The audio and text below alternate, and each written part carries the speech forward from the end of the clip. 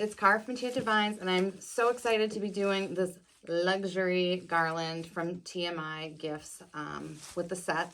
So we're going to be doing it on Tuesday night at 7 o'clock. It will be available to be on replay in case you miss it, but you know I always love when you guys are out crafting with me, so I'll probably have a glass of wine in hand and make a night of it. So there are a few things that we can do in advance and some tools I just wanted to kind of like make you aware of.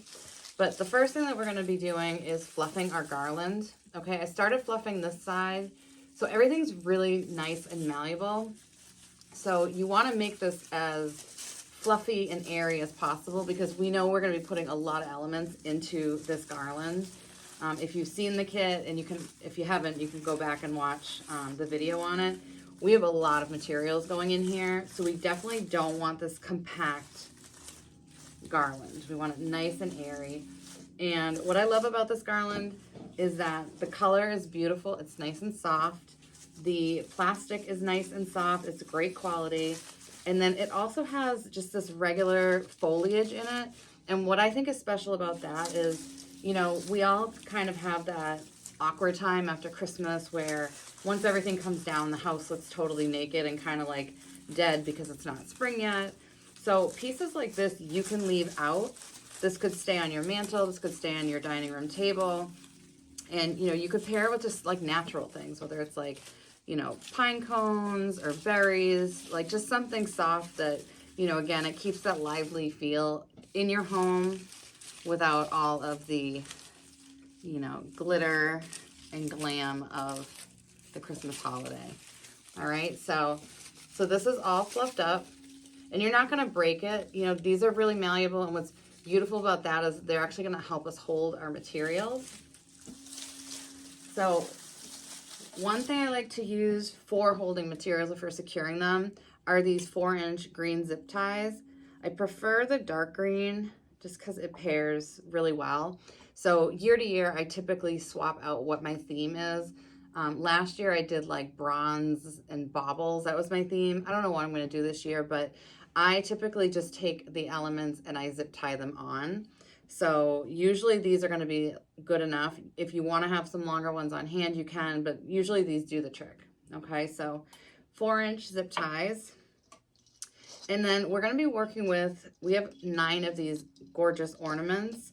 And so I like to prep these, even though I've already kind of like done a tug test on this. I know that's still a bad name. The tops of these aren't coming off. However, just to have that little bit of extra security, I want to put just like a drop of glue on each of them, just so that I know that we're not going to have a problem. Like if I do an installation, you know, in a home or at somebody's business, I don't want to worry that, you know, these things slip off because the garland's going to be moving around, whether it's on your table or it's on your mantle. It's going to get moved around a lot when you're doing your installation. So just 1 drop of glue should do it. And then when I have a series of ornaments, I like to use clear fishing wire. And you can also use, you know, you can use your floral wire. I like the fishing wire because it's clear. So it just makes it a little bit more seamless. So what I like to do is I like to group these together. We're going to be grouping them in 3s. I'll just do a little sample here. Do 1. This is like 3. This is like threading the needle. I could have waited till the glue dried. Patience is not always my strong suit. All right. So yep, so once we have these all strung through, we're going to just tie it off.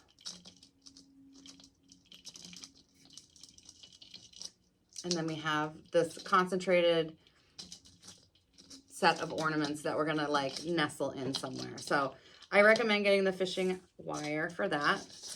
And then other things, and these are just general things that we're using. So we're going to need our wire cutters.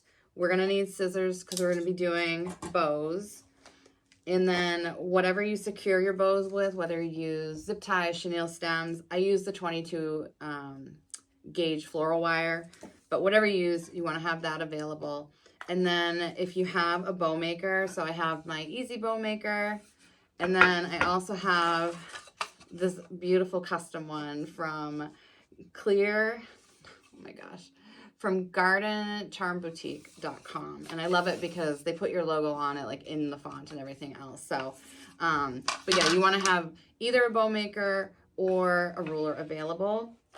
But yeah, I think that's going to be all that we need for Tuesday. I'm super excited again to be designing with you all. I thank TMI Gifts for the opportunity and to like give me access to these products because they're beautiful. So